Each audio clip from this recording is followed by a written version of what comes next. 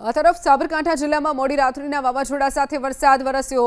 જિલ્લાના 8 પૈકી પ્રાંતિજ, તલોદ અને પોશીના એમ 3 તાલુકાઓમાં કોઈ અસર વર્તાઈ નથી, એટલે કે અહીંયા વરસાદનું ટીપુંય પડ્યું નથી, જ્યારે બાકીના 5 તાલુકાઓમાં 1 ઇંચ સુધીનો વરસાદ વરસી ગયો છે।